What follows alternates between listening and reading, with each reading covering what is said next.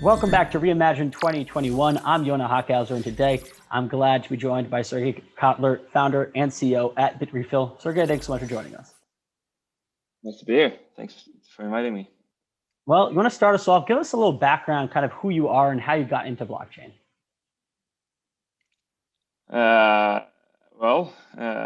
Who am I? I'm a builder type, engineering type person. Got interested in possibilities of it some years ago, and started Bitrefill as an experiment. In the beginning, that has then since grown based on customers' demand. We've always worked on sort of a direction of enabling people to do things with their coins, because at the end of the day, I think that all of the promises and dreams of crypto only really start materializing when there is a circular economy within the crypto layer. Because so long as there isn't, then it's just it's like sending an email by taking a picture of by writing it on paper, taking a picture, emailing the picture, printing it. It's like a lot of benefits are lost. A lot of times I think people see crypto as that as well. That you need to first use a bank and an exchange, and then whatever crypto things that happen, and then there's another exchange, another bank, and at that point, what do we gain, right? The interesting stuff starts happening when there is circulation within the crypto layer that doesn't need to off ramp. I like that analogy. It's a pretty good analogy, and also it's been a pretty successful experiment, I'd say, so far. So for those who might not know, what is Bitrefill? Sure. So from the simplest perspective, we're a service that lets people buy gift codes for almost anything that you could imagine, usually e-commerce. So you go to Bitrefill, you click, and you got yourself an Uber gift card, or Amazon or hotels.com or what have you, and you can do this without there's not even need for an account. It's very simple. And all of this is it's fast and it's cheap and it's convenient and it's just easier. Plus, you're living in the crypto layer entirely, and so we're seeing sort of some users that are using us once in a while, but there's also some users that live entirely on Bitrefill.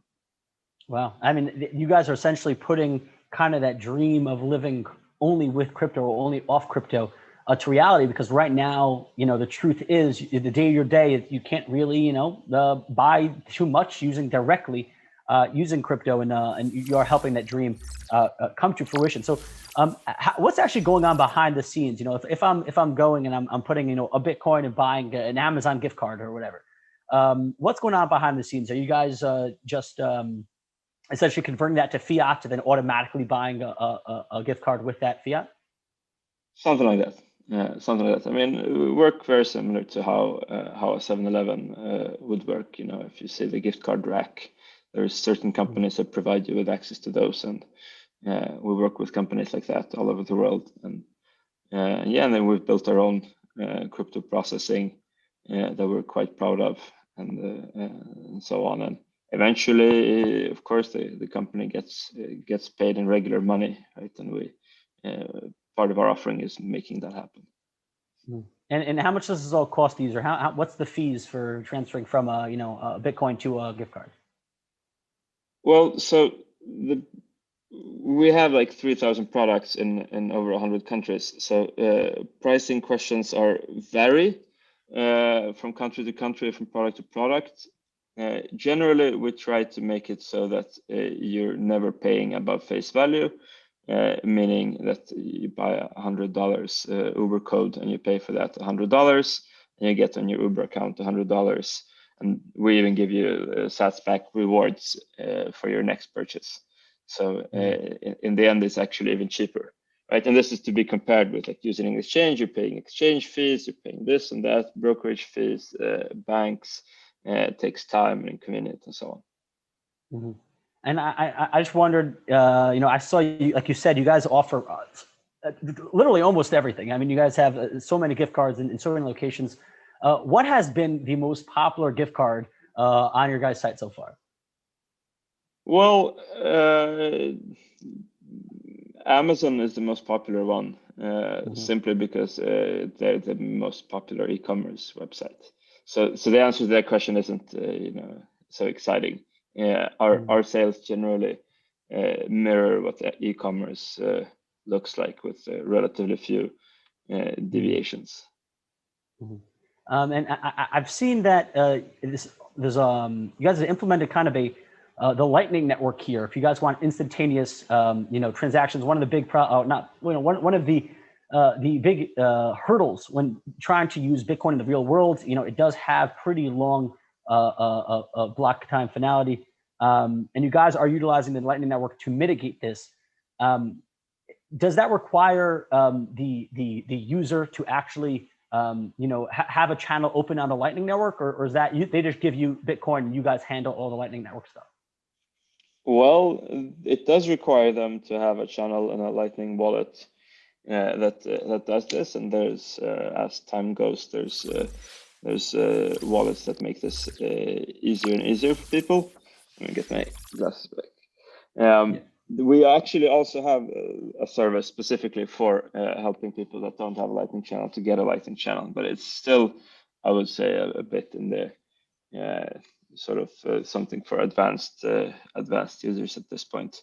But there are some quite good Lightning wallets that are very user friendly, such as Breeze from over there in Tel Aviv, and a couple of others, Phoenix Wallet, Moon Wallet, and a bunch of others that focus on user friendliness that I would strongly recommend users to try out.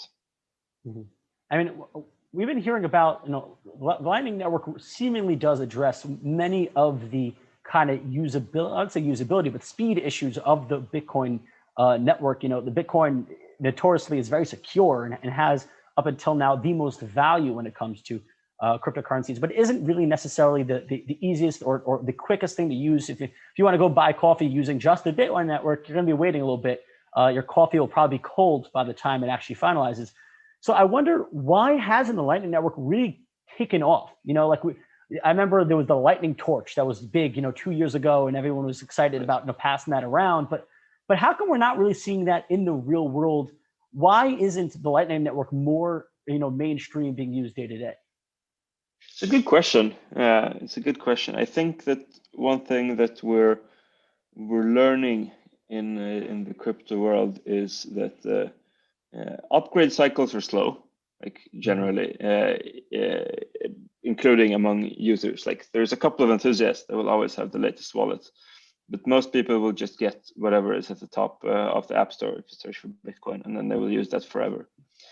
And the crypto space as a whole, has this big gambling side of it, right? And the gambling incentive is much stronger than any other incentive, right? It's much stronger than fees, it's stronger than convenience, it's stronger than anything. And so a lot of the evolution oftentimes happens by gambling-driven use cases. People want to buy this new token because they think that the value is going to go up, and those are the people that are going to get all the fancy new stuff, right? But that stuff tends to also be designed for the gambling use case. Like actually buying stuff, like we're looking at different layer 2 protocols on Ethereum, for example, and they're great for trading tokens, but for actually making a purchase, it's like, why does it has to be so difficult for something so simple, right? But they don't even think about that, because such a big part of this field is about the speculative gambling related cases. And I think that does make it somewhat hard. But that said, I think that the people that do use Bitcoin every day, that do live on crypto, I think they have upgraded to Lightning to a big extent. And I think that as we get more and more utilities that like enable, backwards compatibility and so on, those numbers will just continue to go up. Do you think that, you know, kind of the idea that it is a layer 2 solution is one of the factors why people haven't really adopted? And what I mean by that is, you know, as it was one of the first big, you know, mainstream layer 2 solutions, as we see the growth of layer 2 solutions on Ethereum, you know, as we see, you know, Ethereum, you know, more layer 2s become more adopted and more used. And so people become more comfortable with the idea of exchanging value and relying on layer 2s. Do you think that will help the Lightning Network as well? I don't know. Like, have you seen any layer 2 on Ethereum that has more traction than Lightning? You know, not really. I mean, to be honest with you, none of them really have so much traction. I mean, like you said, it's all speculative. It's exactly, and so there is, you know, some things that are sort of arguably layer 2 DEX type setups for trading, and they, you know, they provide you something that is in between just using an exchange, which is fully centralized and very efficient, and a pure DEX, which is decentralized. It's not efficient, and then there's something in the middle that is sort of centralized and sort of efficient. And that's great as well, but I still haven't seen sort of any one tech spread out. I think that's a shame. Like, it would be good for everyone if there were fewer standards, as always. And, you know, right now, like you mentioned, you know, due to your credit or your gift card offerings, you essentially could buy almost anything or pay for almost anything using crypto.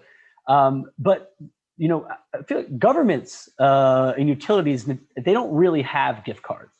You know, so there is still obviously a lacking when it comes to that. Sure.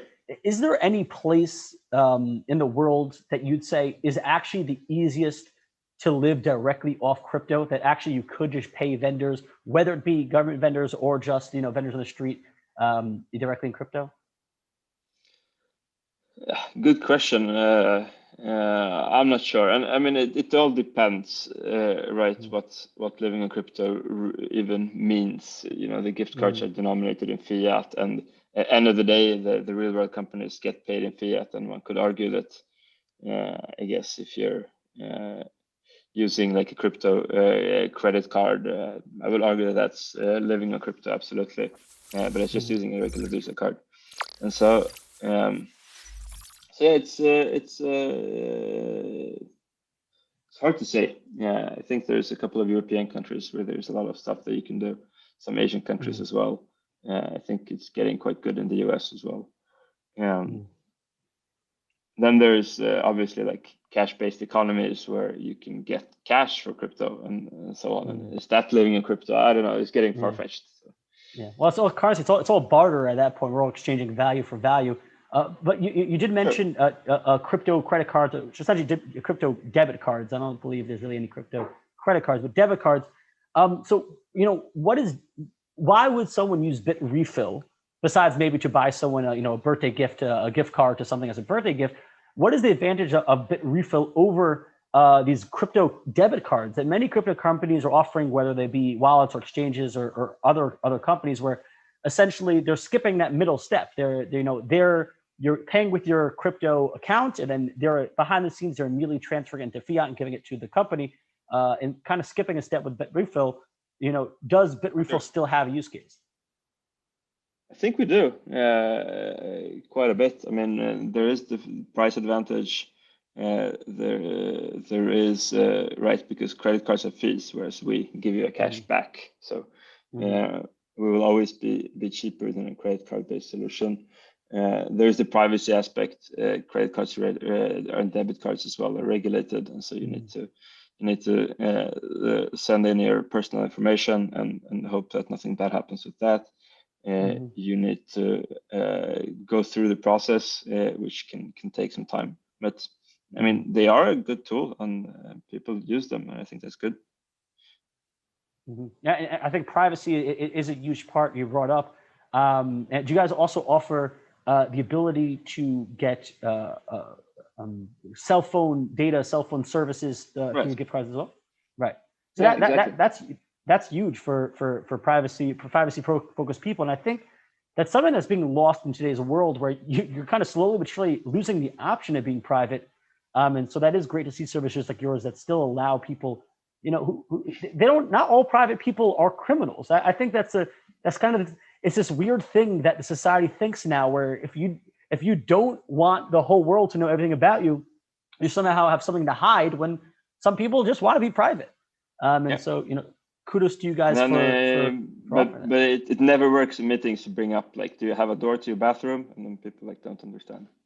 Yeah, exactly. But my way of phrasing it is that if a tree falls in the forest and there's no government there to surveil it, can we be sure that there wasn't a pedophile in that tree?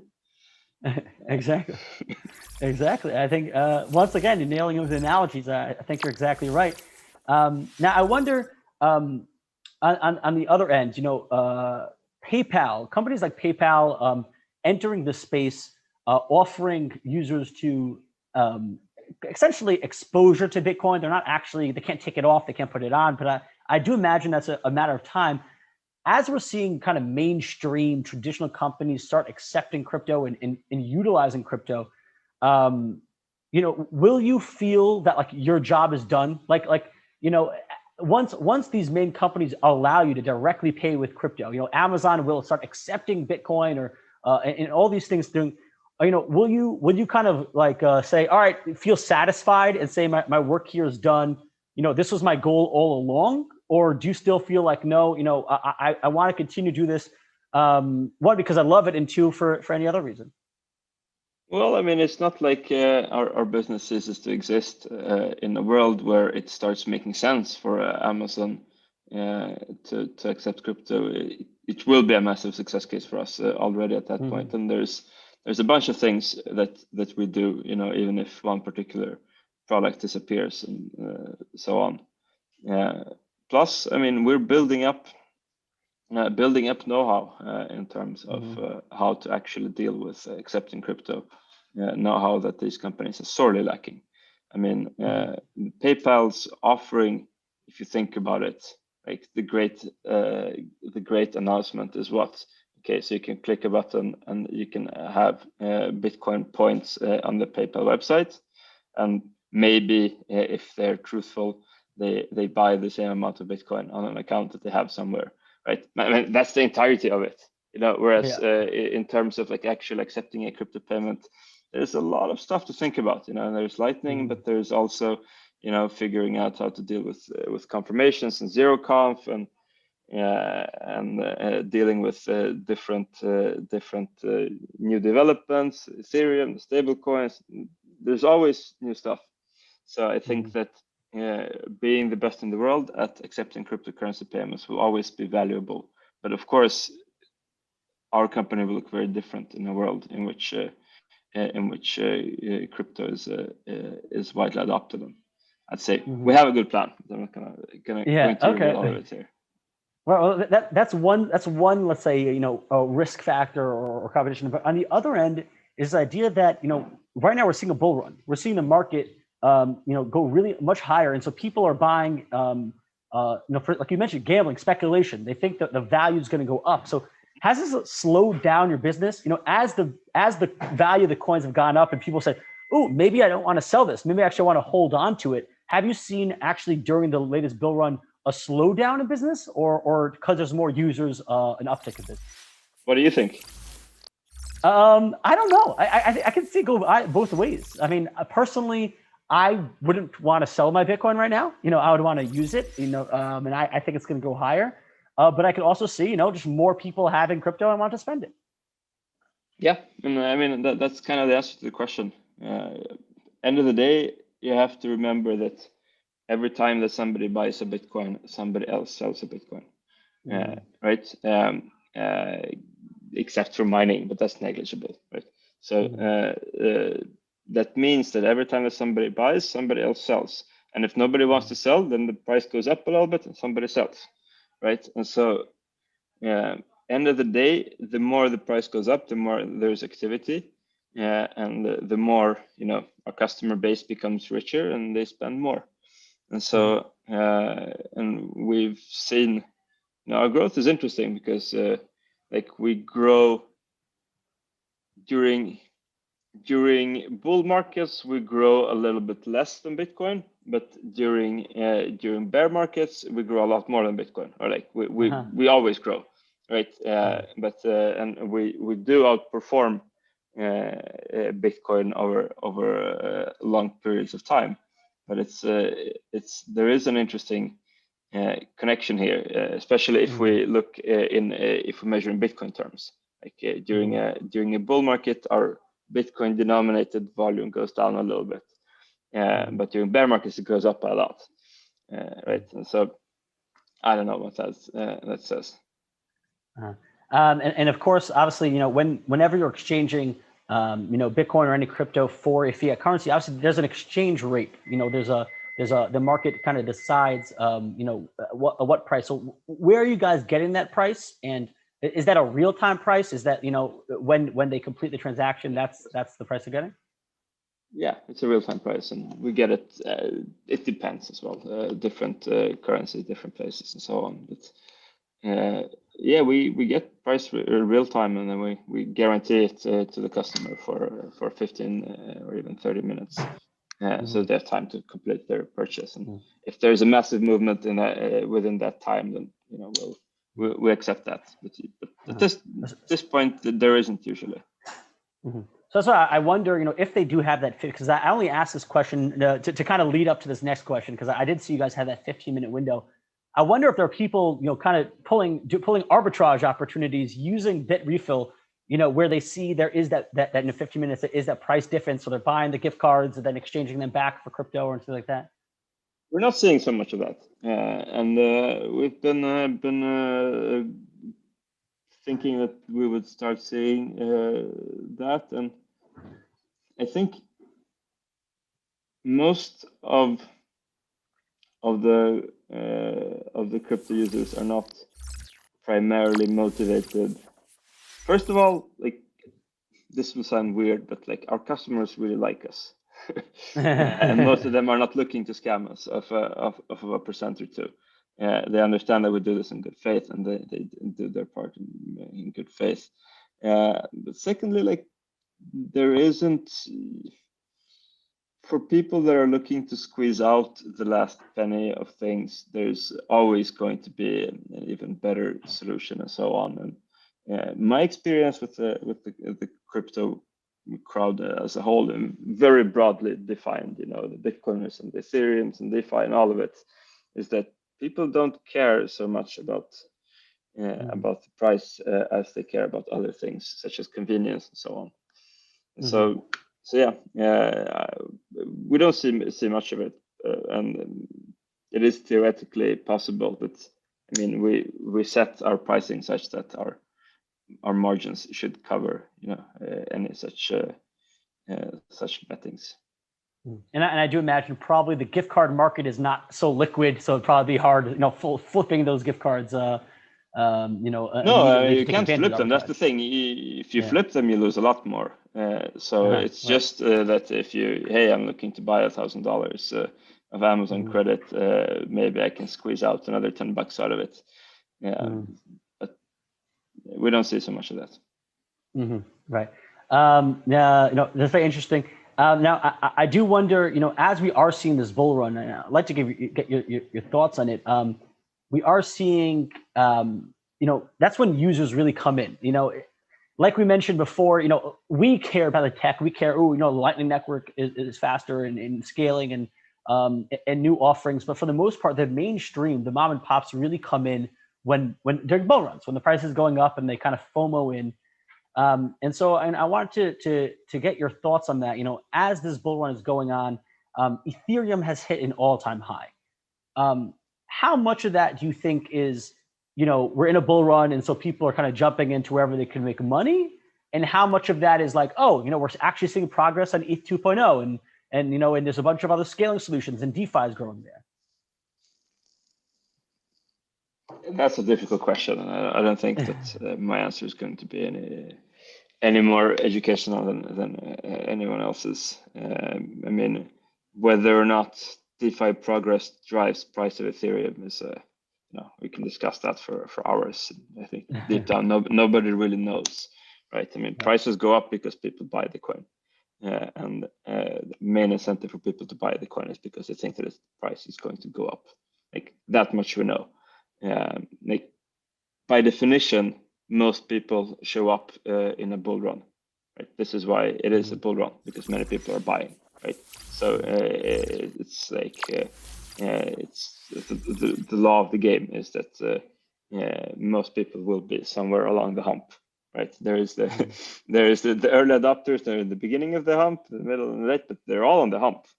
And it's very few. Like if you ask around, like when people bought their first coins, like everybody bought in on a hump of some sort, or almost everybody at least.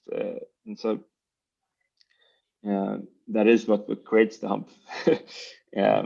So yeah, I don't know if I can give you any more answer on the progress and growth of DeFi.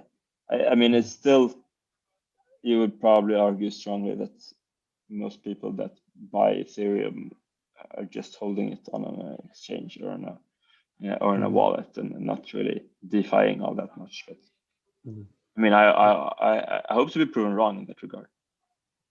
Well, now we're speaking about DeFi.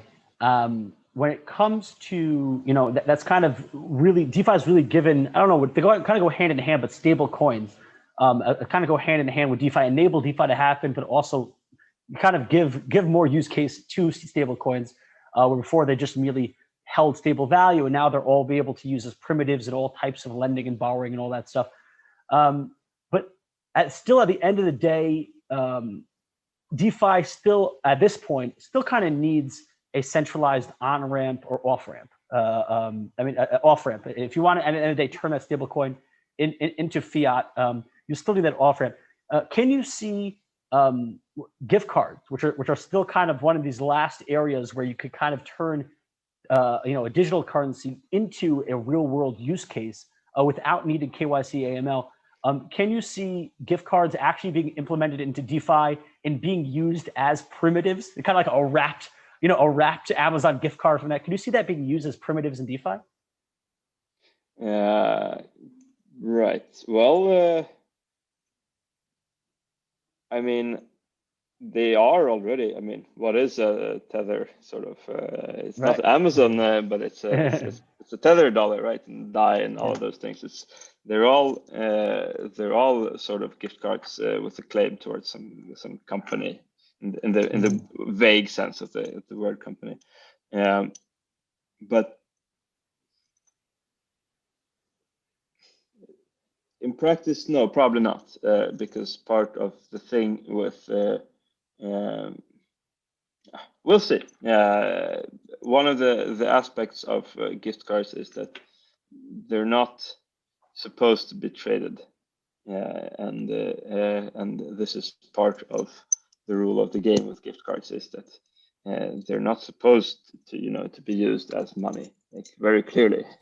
They're supposed to be used as a closed loop voucher specifically for this store, and so I think that it would be difficult for gift card issuers at scale to promote their gift cards as a currency.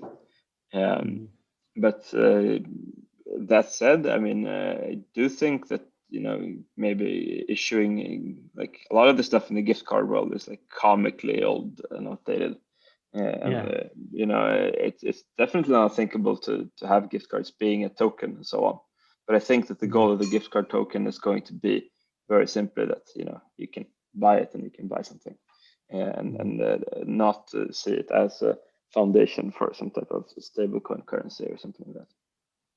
Damn, I'm now disappointed. I thought you would have been working on something like that, but I guess not, unless you're purposely throwing us off your trail. Yeah, maybe I'm doing extra jobs. I mean, we pay attention to this stuff quite a bit. But I think one of the things that makes us different from many companies and entities in the space is that we try to do things that can become useful for people today. you know, and very often in crypto is that people build things and everything is like on a promise of tomorrow when there, you know what I mean? Like I think it's even more prominent in the DeFi world, but we have it everywhere. It's like, yes, and then, but also buy the token now because 5 steps down the line, this thing is going to be really cool.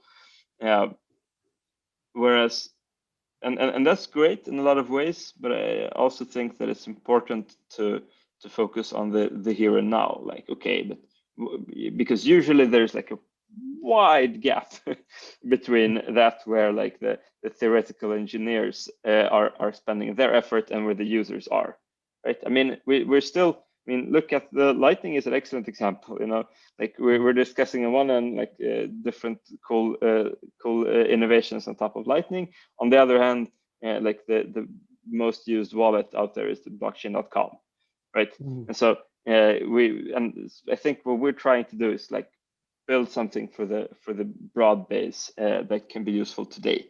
And as we do that, you know, we raise the bar as well, and focus a little bit less on the absolutely coolest stuff, and a little bit more on like, you know, what can we provide that is useful for people today.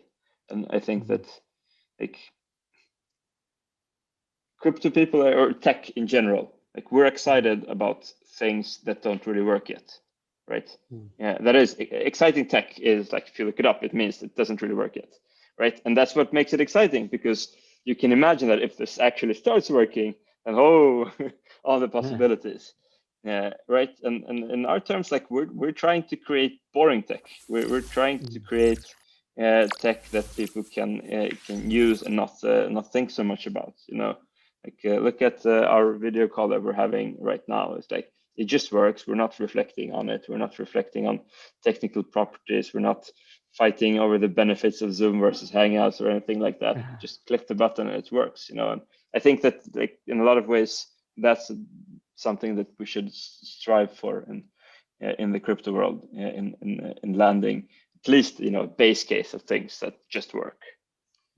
And I think that, you know, that is something that you don't find often in this space. Like you mentioned, everyone is, you know, dreaming about changing the world, or this is the next revolutionary technology, and this is. We're also dreaming about changing the world, but we're looking about change the world today, not change the world in 5 years when some tech or another is ready. Right? Yeah. So then who would, when you're looking at the space, you know, obviously besides yourselves, because you've been doing it for a long time now, you guys are not new to this. When you look at the space, who do you know, have respect for that is also doing something similar, that is also kind of changing the world today instead of tomorrow? Oof. That's a good question. It's been a while since I got that question. Maybe I should pass so I don't forget someone important. Well, just because you mentioned someone, not someone else, doesn't mean that the person you're leaving out doesn't count. I mean, I'm a big fan of services that let people earn crypto, and I don't mean earn as in getting a cashback for a purchase. I mean actually earn it as you know, getting paid for goods and services. You know, and there's a cool service called Stackwork that I like quite a bit. It's a Lightning-based service where people can do micro tasks and get paid. So I think services like that are very important. Services where, I mean, yeah, like places that don't depend entirely on the fiat banking system are services that I think are cool. I think even more interesting are services that are like can have their entire company living within the crypto layer. Like our company, clearly, like we need to pay the shops and whatnot in regular money, right? So we can't live entirely in crypto, but some companies do. You know, like I guess some of the privacy wallets, for example, they get paid fees for in Bitcoin, and they don't even need to have a bank account. Like, and I think, and there is probably a certain amount of that going on in the DeFi world as well. You know, changing tokens from one token to another, and I think those things are pretty cool.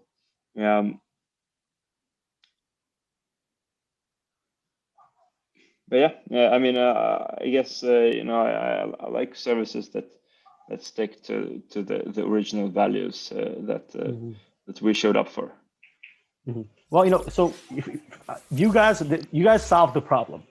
You solve the problem that people who believe in crypto, who have crypto, are still living in a world where in some cases they need to have fiat. And I wonder when we're going to see the opposite. I wonder when we're going to see, we're going to enter a time in the world where people have fiat, but they need to have crypto for certain transactions. For example, I could see once the IoT, Internet of Things, everything becomes connected. Let's say cars all become smart, everything becomes connected. And what that leads to is microtransactions. And microtransactions, not just between one person and one company, but has to live on an entire outside of any particular ecosystem. If my Ford car wants to talk to my Apple wallet and wants to pay for my Starbucks coffee, it's no longer could just work on a single database, but it now needs a trustless system.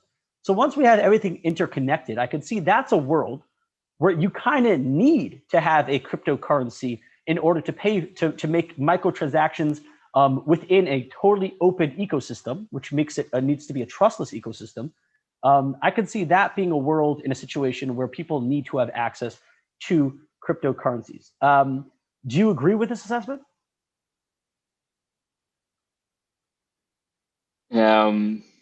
I think there's a lot more nuance that is needed to that scenario, right? Because if you are already using, in this example, you said your Ford car with your Apple phone, and there was something more to pay Starbucks, for. it just has to be more. Right. It just has to be more than one company. It has to be the fact that all companies with different interests. It needs to be a trustless ecosystem. You can already pay with your Apple phone for Starbucks, for example, right? So there are solutions for that, and the phone manufacturers are building their own pay services, and they, in many cases, probably can handle even small transactions and microtransactions. These are all being powered by either Visa or MasterCard or traditional payment rails that aren't economically scalable when it comes to microtransactions. We're talking about if you need to do 1 billion transactions of 1 cent, a second, that is not economically scalable for any of the actors involved using the traditional payment rails. We're getting to the point of defining what is crypto and so on, and right.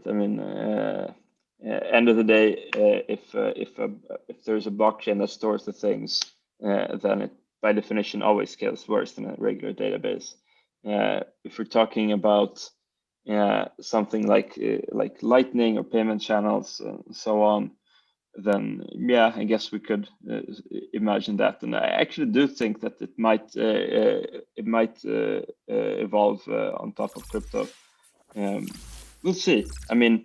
Right now, what we're seeing is, I think, in terms of that, is that the big guys are all trying to build their own thing, and crypto gets the sort of the long tail, right? And so there is a battle, as it often is in tech, between the big monolith centralized thing that is the big one, and there is this like open source thing that is somewhere in the outskirts, right? And there's examples in which the open source thing catches up and wins. There's examples also where it doesn't. I think this particular open source thing also has this benefit of that it's actually better money. It's money that goes up in value, and so people tend to want it, and so that's a pretty big motivator to cause it to help it gain traction in those regards. To get back to your original question, if people have fiat and want to get crypto, well, there are exchanges, and there are super convenient exchanges now. Like there's a Strike in the US where you can pay with fiat and then send out crypto for you. So there are examples, and it's really a simple exchange that sends Lightning payments. Right? There's nothing fancier beyond that. Just that it's been very neatly designed and user friendly and so on. So I think a world where we'll see. I think global mass adoption of crypto is going to be a lot more chaotic than what people imagine, and maybe it will just switch over. Well, I mean, for sure, if there actually is this global switch over to crypto, I mean, that something terribly wrong Probably not will have everywhere to at happen. once, but I think it's one of those gradual and suddenly type things. Uh-huh. And something you brought up a bunch during this conversation is kind of what is crypto? Because I think it is kind of inevitable that we're going to see even fiat money digitized in some way, whether that be a CBDC, through blockchain or whatever it may be. Once even fiat, once all money becomes digital, I think this question of what is crypto, is it just any digital money that is secured using cryptography, which essentially will have to be all digital money? It already is. Your internet bank is secured with cryptography. Right. So then what is cryptocurrency? In your mind, what is cryptocurrency? I mean, end of the day, I think cryptocurrency is a digital currency that is generated through proof of work, which means that it has probably fair distribution. I think that's the only sort of sustainable definition that I know. More so, not proof of stake, only proof of work. Yeah, I mean, proof of stake is what we have today, no? I mean, yeah. No, a proof of work coin you generate, you get the coin by burning electricity and outraging environmentalists, whereas a proof of stake coin you buy it from a company, right? Yeah, and so buying a coin from a company, we've always had that, and so there are ideas for hey, we generate the coin with proof of work, and then once there is a sufficient amount of coins, like what Ethereum is trying to do, then we will switch it to proof of stake, and let's see how that goes for them. But it's like a major challenge, but definitely something that starts off as proof of stake is I mean, again, we can they're arguing about definitions as maybe futile, but what is the big difference between that and World of Warcraft gold or something like that? And is that a cryptocurrency? Right. I don't know. Right. I mean, well, I would say proof of work definitely started out as what you mentioned. When it was back, was one CPU, one vote. That. I'm not talking about voting. I'm talking about fair distribution. Yeah, well, so even mining back when anyone with a computer who wanted to could mine. I mean, but isn't today, in order to actually successfully mine, you're either joining a pool. I mean, if you want to have any actual percentage, even if you're in a pool, if you want to have any actual percentage there, these are massive operations that require a massive investment of capital. So isn't today proof of work just as much of a buy the coin situation as proof of stake? Well, not as much, because it's, as you said, it requires an investment of capital, right? Whereas a proof of stake coin, somebody made it up in their database, and that's a tremendous difference. I mean, it boils down to that. Like the reason why Bitcoin is still distant first is probably that it's not one of the technical issues or this and that. I mean, deep down. Bitcoin has the fairest of distributions, and this means that nobody can sort of argue it. With Ethereum, you will always have people arguing about the token sale and this and that, and the Ethereum Foundation, and you'll never get around that. It's always there. Like Ethereum will never be more than, what is it, 40% proof of work, or maybe 50. I don't remember the number. Don't quote me on that. But it's like definitely not 100%. Right. And definitely going to decline as well after proof of stake shows up. So I think, I think that at the end of the day, like a fiat currency is a currency that is by decree, right? That is what it means. Like a government or an entity said that this shall be the currency, right? And the government is not unlike World of Warcraft, where they create, here's our database entry, this shall be the currency in this world, right? And it's definitely not unlike something like Ripple, that hey, this thing is going to be a currency. And so